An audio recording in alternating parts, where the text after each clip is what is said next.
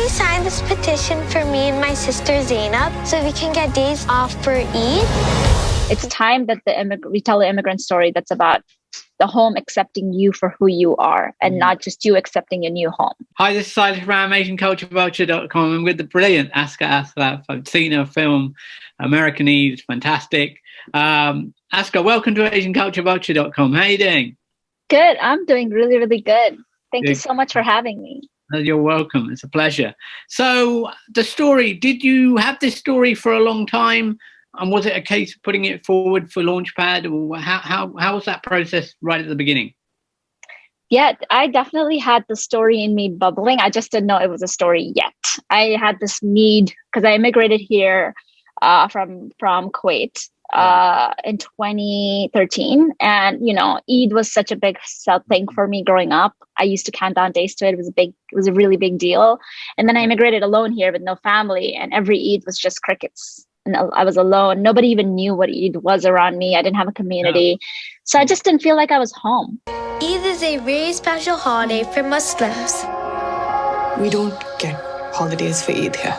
You and Zainab still have to go to school. So I had this need to educate everybody about Eid. I mean, there's 1.8 billion Muslims in the world. It's crazy that we don't have anything like that on mainstream media. I think it's fantastic. You've got American Eid. Even the juxtaposition of those two words is very powerful in itself.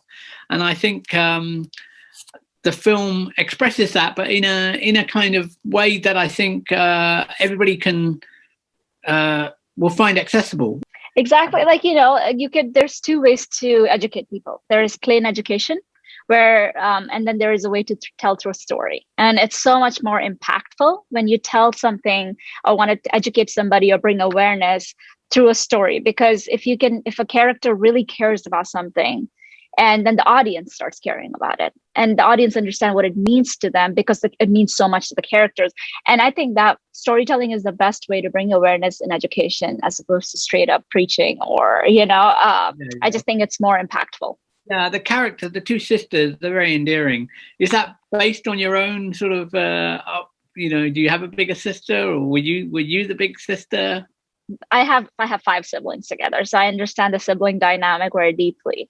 But really, Amina and Zainab, they both represent just two sides of the immigrant pole. I think there's this one side where you just are trying to assimilate, which is Zainab, and trying to hide who you are so you can be accepted. And then as you grow older, you turn into the younger version, which is Amina, where you're like, hold up. That's not okay. I want to educate everybody, even if it's not the cool thing to do. So in a way, I think it's two sides of an immigrant, two sides of me or my arc from since I first moved here to who I have become. Within that, what was your expectation when you arrived in the US? Yeah, I definitely thought when I first moved here, there is this pressure to assimilate. It's just inherently there. It's been the immigrant story for a really long time. And one thing that me and Siddhartha, the composer when we initially connected, we both were so on board about is that it's time that we tell the immigrant story that's about the home accepting you for who you are and not just you accepting your new home. Yeah. It goes both ways. It's a two-way street, the immigrant story. So I think it's about time that we start seeing the stories where immigrant is just proud to be an immigrant.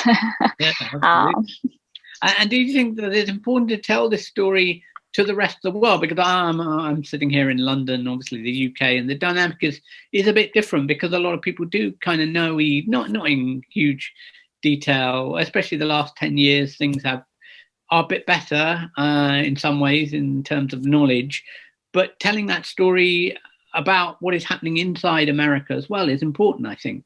It is definitely, especially because of obviously post 9/11, the image of what a Muslim is has drastically been defined by the Western media and by one gaze. Mm-hmm. And there's just no humanity to it, and I think just showing even little nuances of how this character celebrates Eid, how this family celebrates Eid is like how a family would celebrate Christmas or celebrate Diwali or celebrate, Hanukkah. So it's just that idea of humanizing that, this person is like me and I'm like them. And that is so powerful. Do you still feel that in America that the gaze is very negative? I think there is definitely an idea of not understanding. It's like people are trying to understand, but again, the Western media keeps on showing, even the news keeps on showing, and even all the TV shows keep on emphasizing the stereotypes that it's a culture and religion that is about extreme ideologies. It's about oppressed women, like women are not empowered. Those are like the constant thing that I till to this day encounter. Like people go like, oh, you're Muslim, so you don't have a lot of rights, or you're oppressed. Do you come from a very oppressed family? Those kind of stereotypes, and I feel like it was very important for me to tell a story about a girl, a woman, just empowering herself and her culture and religion, and doing it with a lot of pride. Yeah, it's lovely.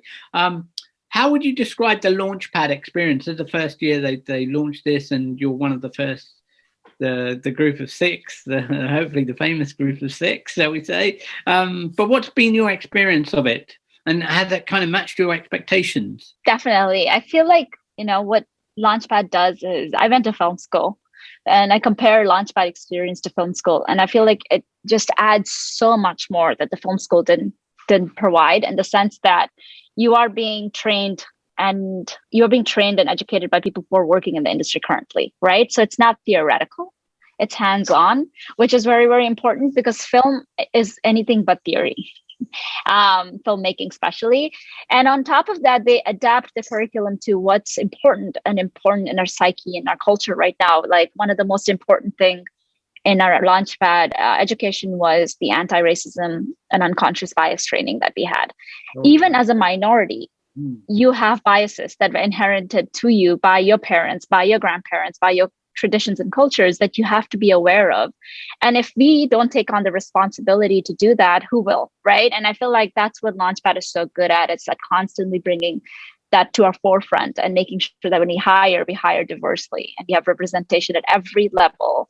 And it starts from higher up. You hire the right department head, and then they will hire diversely down the road. It's it trickles down, the effect.